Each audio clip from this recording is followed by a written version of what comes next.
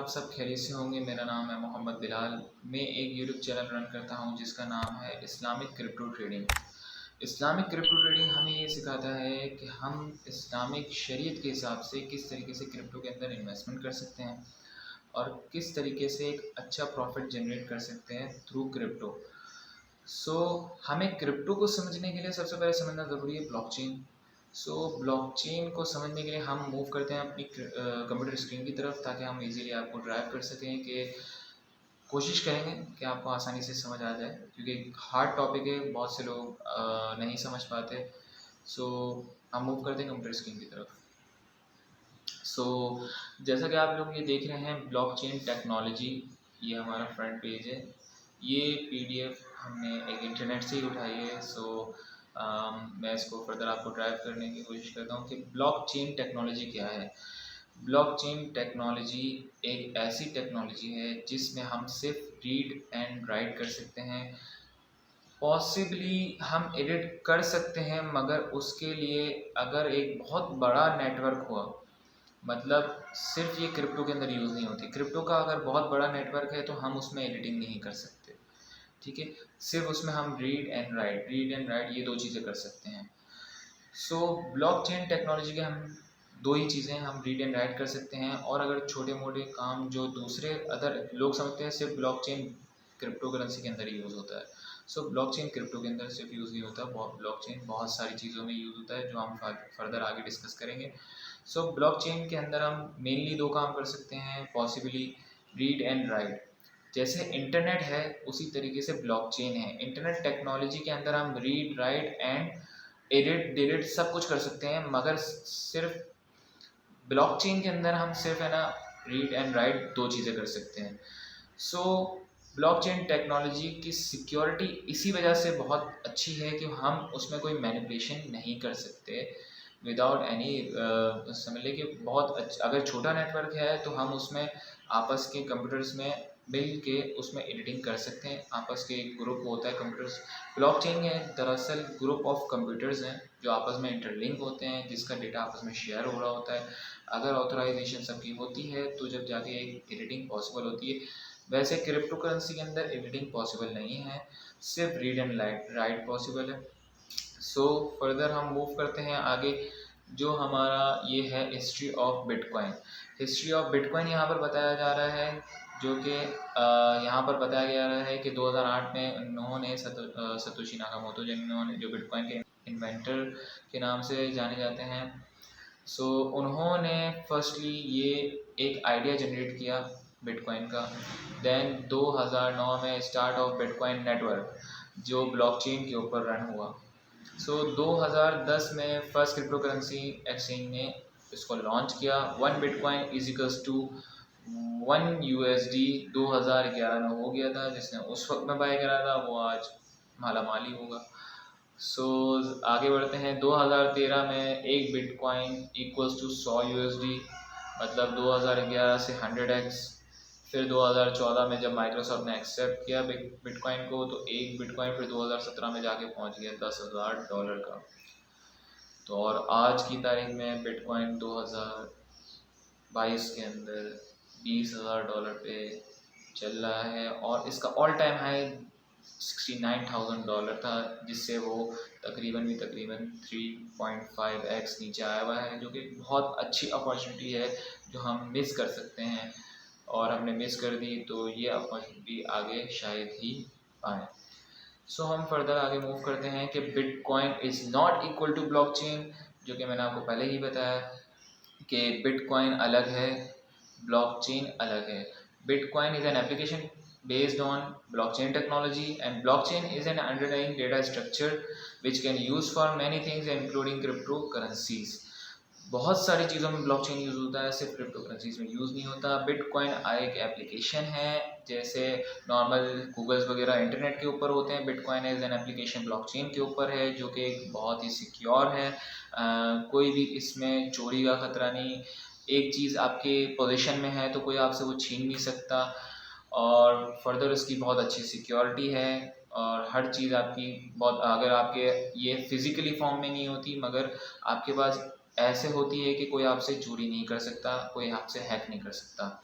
जब तक आप अपना पर्सनल डेटा उसको प्रोवाइड नहीं करेंगे, जब तक ये आपके पैसे आपके पास सेफ रहेंगे। तो ब्लॉकचेन के हम डिस्कस कर रहे थे कि एक अंडरलाइंग डेटा स्ट्रक्चर है जिसके ऊपर क्रिप्टो करेंसी के अलावा भी बहुत सारे काम होते हैं जो हम फर्दर आगे डिस्कस करेंगे। सो ब्लॉकचेन बेसिकली किस तरीके से वर्क करता है। ब्लॉकचेन एक यूनिट ऑफ ब्लॉक है जो कि ब्लॉक्स होते हैं, यूनिट ऑफ ब्लॉक्स जो कि आपस में लिंक्ड होते हैं हर एक ब्लॉक से। कि जो हमारा ओरिजिन ऑफ ब्लॉक है, जो हमारा फर्स्ट ब्लॉक बनता है जिसमें हमारा सारा उसका मकसद वगैरह सब डेटा के अंदर वो डिराइव होता है। सो हम ये डेटा के अंदर जो भी ब्लॉक के अंदर हम एंट्री करेंगे उसका रेफरेंस आ जाएगा जो कि हैश से तरजीह रखता है। हैश उसको कहते हैं, जो कि रेफरेंस मतलब नाम उसमें हैश कहला जाता है। जो मैं आपको पिक्चर दिखाऊं तो ये इस तरीके से होता है हैश।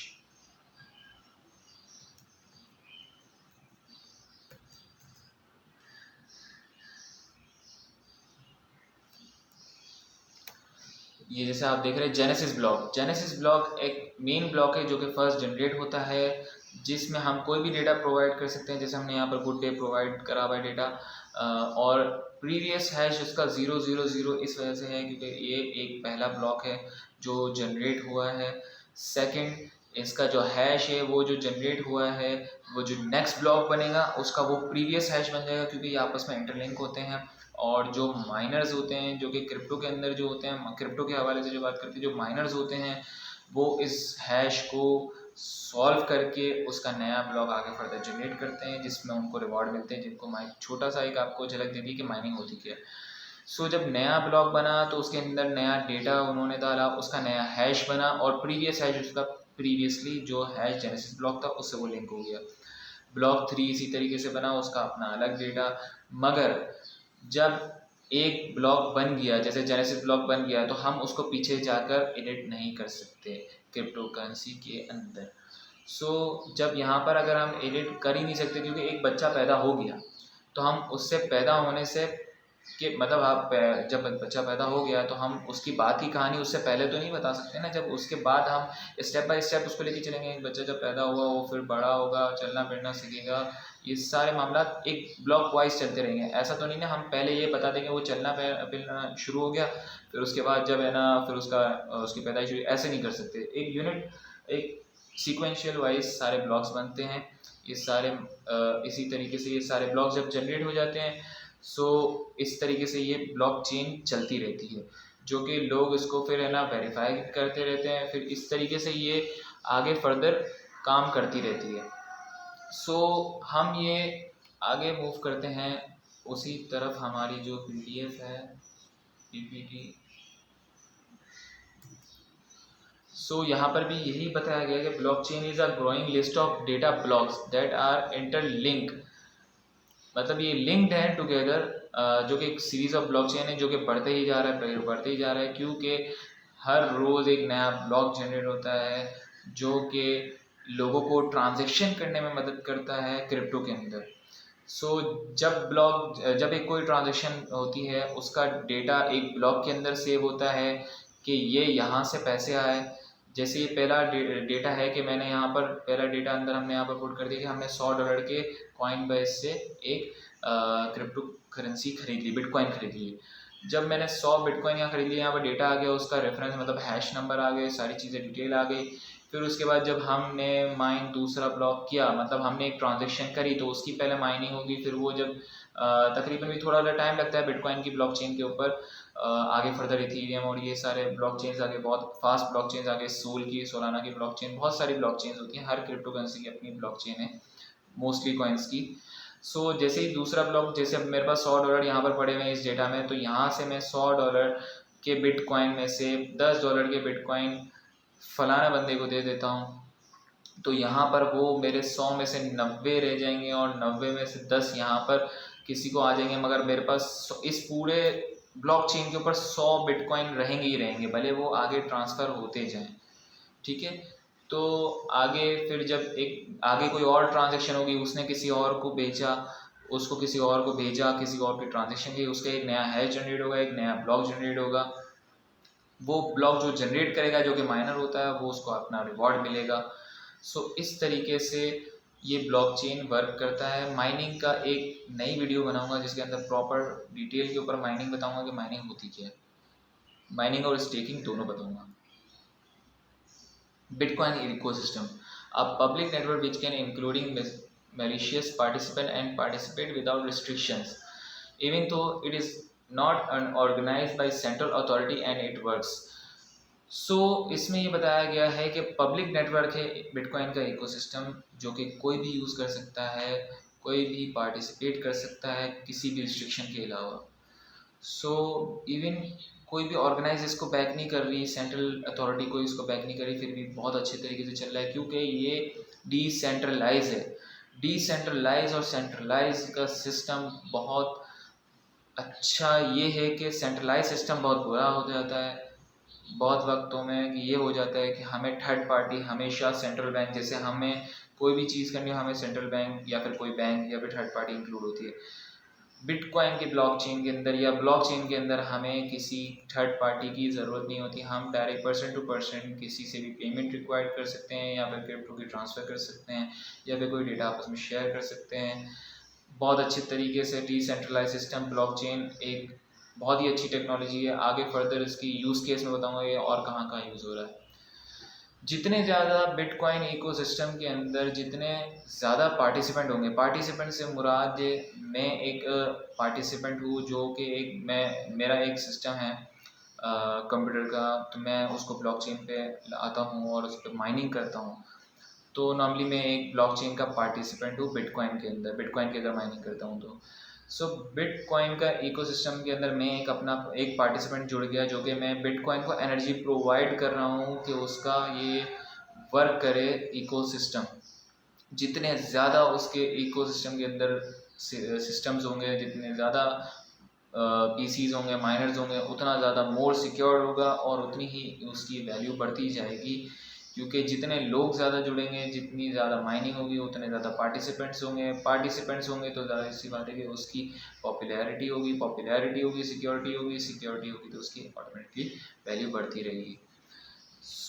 इसके बाद हमें ये है कि कटिंग द मिडल मैन, जैसा मैं बार बार कह रहा हूँ कि सेंट्रलाइज सिस्टम के अंदर हमारा मिडल मैन होता है और डिसेंट्रलाइज सिस्टम के अंदर हमें किसी मिडल मैन, सेंट्रल बैंक, किसी की भी कोई ज़रूरत नहीं होती, हम डायरेक्ट पर्सन टू पर्सन काम कर लेते हैं। बिल्डिंग कंसेंसस, यहाँ पर after finite time all the participant agree on single state e g. Who own how many bitcoin. इसमें ये है कि हमें पता होता है कि ब्लॉकचेन के अंदर कि किसके पास कितने बिटकॉइन हैं, कोई झुटला नहीं सकता। अगर ये FIA FBR वाले अगर चाहे तो अगर उनको ब्लॉकचेन के अंदर वो चले जाएं, ब्लॉकचेन की टेक्नोलॉजी में सही से घुस जाएं तो उन्हें पता चल जाएगा कि कौन किसके पास कितने बिटकॉइन हैं, कितने किसके पास पड़े हुए हैं। अगर एक ट्रांजेक्शन उनको लगता है कि कोई गलत हो रही है, कोई मनी लॉन्ड्रिंग कर रहा है, मनी लॉन्ड्रिंग गलत है, आप पकड़े जा सकते हैं अगर आप करते हैं क्रिप्टो के अंदर इस तरीके से काम। इसमें यह है कि हम अगर सीधे सीधे चलेंगे तो हमें कोई नुकसान नहीं है। FIA और FBR वालों की तरफ से बहुत लोग ये कहते हैं कि उठा लेते हैं, कुछ ऐसा नहीं है। ये है कि हर किसी को पता होता है कि आपके पास कितने पैसे हैं क्योंकि ब्लॉकचेन हर किसी के लिए अवेलेबल है, हर कोई उसमें पार्टिसिपेट कर सकता है। तो हर किसी के लिए हर चीज़ वाज़ेह होती है, किसी से ढकी छुपी नहीं है। तो ये हर जगह हम ब्लैक मनी छुपा लेते हैं तो बिटकॉइन के अंदर आप छुपाएंगे तो आपको पता चल जाएगा आपने इतना पैसा आपके पास पड़ा हुआ है क्रिप्टो के अंदर ब्लॉकचेन के ऊपर। क्रिएटिंग विटनेस, जो भी मैं बता रहा था वो ये, if something is published on a public blockchain all participant become witness, this is use an example by origin stamp to create a secure time stamp for the document. ये है कि हर चीज़ हर कोई विटनेस कर रहा होता है क्योंकि ब्लॉकचेन अगर पब्लिक है तो हर कोई अपना, जैसे अगर प्राइवेट उसमें कोई काम हो रहा है तो प्राइवेटली कोई उसको नहीं देख सकता क्योंकि सबकी अपनी एक प्राइवेट की भी होती है ब्लॉकचेन के अंदर, मगर वो क्रिप्टो के अंदर यूज़ नहीं होती, क्रिप्टो पब्लिक है। पब्लिक ब्लॉकचेन है तो वो हर कोई विटनेस कर सकता है। ब्लॉकचेन की बहुत सारी टाइप्स है, आगे फर्दर एक और चीज़ आपको दिखाऊंगा, उसमें आपको समझाऊंगा कि उसमें किस किस चीज़ में ये यूज़ हो सकता है। की फीचर्स, राइट ओनली, जैसा मैंने आपको बताया राइट ओनली है, ट्रांसपेरेंट डेटा स्टोरेज है, इसका इम्यूटेबल है। सो हर कोई देख सकता है। डिसेंट्रलाइज है, किसी की कोई अमल दखल नहीं चाहिए होता, आप direct person to person deal कर सकते हैं। Consistency across the all participant, consistency है कि जितने भी पार्टिसिपेंट हैं आपस में लिंक होते हैं। Resistance against the malicious participant, और कोई भी आपका डेटा इस तरीके से चोरी नहीं कर सकता, रीड कर सकता है सारी चीज़ें। और रीड करने का भी तरीका अलग ही है, वो आगे फर्दर किसी वीडियो में आपको अगर बनेगी तो इंशाल्लाह पता चल जाएगा। Open to everyone, open to everyone means कि हर कोई इसमें एक्सेस कर सकता है, हर कोई इसको यूज़ कर सकता है। आपका डेटा कोई चोरी नहीं कर सकता, ना आपकी क्रिप्टो करेंसीज कोई चोरी कर सकता है, बस ये कि हर कोई यूज़ कर सकता है। चैलेंजेस, अब बात आ जाती है कि ब्लॉकचेन के ऊपर चैलेंजेस क्या आ जाते हैं। क्रिप्टो की बात करें तो बिटकॉइन एनर्जी कंज्यूमिंग बहुत है। अगर हम ब्लॉकचेन को एक ब्लॉक जनरेट करने के लिए, माइनिंग करने के लिए, बिटकॉइन के ऊपर जो माइनिंग होती है उसके अंदर जो ब्लॉक्स तैयार होते हैं, आगे जो ट्रांजेक्शन तैयार होती हैं, वो एक एनर्जी कंज्यूमिंग बहुत ज़्यादा है। और स्केलेबिलिटी, मतलब स्केलेबिलिटी है कि उसके लिए इतना ऐसे चैलेंज है कि वो एक स्केल नहीं कर पाएगा, क्योंकि बहुत सारी रिस्ट्रिक्शंस है, बहुत सारे लॉज अथॉरिटीज़ वगैरह इसके पीछे पड़े हुए हैं कि ये कि नहीं है, ये एक अच्छी चीज़ नहीं है, ये डिसेंट्रलाइज है, आपको नुकसान है, वॉलेटिलिटी है, ये बहुत ज़्यादा ऊपर नीचे होता है। मगर ऐसा नहीं है कि ये, क्योंकि जाहिर सी बात है एक डिसेंट्रलाइज सिस्टम एक सेंट्रलाइज सिस्टम आपस में कैसे एग्री कर सकते हैं। मनी लॉन्ड्रिंग, मनी लॉन्ड्रिंग बहुत होती है। तो ये है कि अगर आप मनी लॉन्ड्रिंग करते हैं तो ये है कि आप पकड़े भी जा सकते हैं। ऐसा नहीं है कि आप नहीं पकड़े जा सकते, क्योंकि यहाँ पर सारा डेटा ब्लॉकचेन के अंदर पब्लिक है और सब चीज़ें पढ़ी जा सकती हैं। बिटकॉइन की अगर आप, क्रिप्टो करेंसी की अगर आप मनी लॉन्ड्रिंग करते हैं तो। बाकी प्राइवेट डेटा जो कि आप दूसरे कामों के लिए यूज़ कर सकते हैं, वो आपका प्राइवेट डेटा रह सकता है, कोई उसको अमल दखल नहीं कर सकता। पर्सनल रिस्पॉन्सिबिलिटी, ये सब आपके ऊपर होता है कि आप उसके अंदर अगर आप कोई ब्लॉकचेन के ऊपर मतलब क्रिप्टो के अंदर ट्रेडिंग करते हैं तो आपकी पर्सनल रिस्पॉन्सिबिलिटी होती है। उसमें आपको वॉलेटिलिटी बहुत अच्छी मिलती है कि मतलब ऊपर नीचे बहुत हो जाता है, क्योंकि क्योंकि डिमांड सप्लाई की गेम है। जैसे गोल्ड है उसी तरीके से बिटकॉइन है। अब बहुत से लोग ये बोलेंगे गोल्ड फिजिकल है, हलाल है, क्रिप्टो हाथ में नहीं है, हलाल नहीं है। उसके ऊपर एक नई वीडियो इंशाल्लाह जल्द पब्लिश करूँगा कि क्रिप्टो हलाल है तो कैसे है, और उसमें क्रिप्टो के अंदर किस तरीके से हलाल में हम ट्रेडिंग करके, इन्वेस्टमेंट करके एक अच्छा प्रॉफिट जनरेट कर सकते हैं। फर्दर हम इसके इकोसिस्टम पे जाते हैं कि ये फर्दर और कहाँ कहाँ यूज़ हो सकता है। कि जैसे यहाँ पर डिजिटल करेंसीज़ मैंने आपको बता दिया कि micro financing, global payment, P2P मतलब पर्सन टू पर्सन लैंडिंग वगैरह, इस सारे मामला ब्लॉकचेन के ऊपर इजीली हो सकते हैं। दूसरा मेन फंक्शन जो मुझे बहुत अच्छा लगता है, health care, title records, ownership, voting and intellectual properties. Health care का डेटा, आपका अपना पर्सनल डेटा, टाइटल, आइडेंटिटी, आपकी ओनरशिप एंड वोटिंग। वोटिंग मुझे बहुत अच्छा कॉन्सेप्ट लगा कि हम ब्लॉकचेन के ऊपर अगर हम पाकिस्तान के अंदर वोटिंग सिस्टम लाते हैं तो हमारा वोट हमने जो ब्लॉकचेन के ऊपर जिसको दिया तो उसी को जाएगा, ऐसा नहीं कि दिया किसको गया किसको। खैर सिक्योरिटी बहुत अच्छी है, हम ब्लॉकचेन के ऊपर बहुत अच्छे काम कर सकते हैं। सिक्योर्ड मतलब अगर हम किसी के मतलब इन्वेस्टमेंट के तौर पे इक्विटी कंपनी खोलते हैं, प्राइवेट मार्केट्स खोलते हैं, तो ब्लॉकचेन के ऊपर ये सिक्योरिटीज़ बहुत अच्छी है। स्मार्ट कॉन्ट्रैक्ट्स के अंदर डिजिटल राइट्स आपके सेव रहते हैं, वेजर्स एंड एस्क्रो सर्विसेज आपको बहुत अच्छी मिल जाती हैं। इसकी ये यूटिलिटीज़ हैं। और एक चीज़ ये कि हम आपस में इस तरीके से कंप्यूटर आपस में लिंक्ड होते हैं, तो ब्लॉकचेन होता है। सर्वर बेस अलग चीज़ है, ब्लॉकचेन एक अलग चीज़ है। ब्लॉकचेन के बीच में कोई सर्वर नहीं है, ब्लॉकचेन आपस में ये सारे कंप्यूटर लिंक है। अगर यहाँ पर एक कंप्यूटर के ऊपर कोई भी डेटा बनता है, कोई भी ब्लॉक बनता है, तो ये सब कंप्यूटर में ऑटोमेटिकली सारे ब्लॉक्स आ जाएंगे जो कि इसको वेरीफाई करेंगे और आगे फर्दर ट्रांजैक्शन, या फिर अगर हम क्रिप्टो के अंदर कोई ट्रांजैक्शन करते हैं तो यहाँ पर एक ब्लॉक जनरेट हुआ, सबके पास गया, सब ने उसको ऑथराइज़ किया और जब जाके एक ट्रांजैक्शन कंप्लीट होती है। इतना सिक्योर सिस्टम होता है और इतना सिक्योर बेस है। इस वजह से क्रिप्टो करेंसी जिस टेक्नोलॉजी पे बेस है, पहले तो हमने वो समझा, मैंने कोशिश की समझाने की। उम्मीद है कि आप सबको ये चीज़ समझ आई होगी। फर्दर हम डिस्कस करेंगे नेक्स्ट वीडियो में कि क्रिप्टो करेंसी क्या है। स्टे ट्यून और दुआओं में याद रखिएगा। अल्लाह हाफिज़।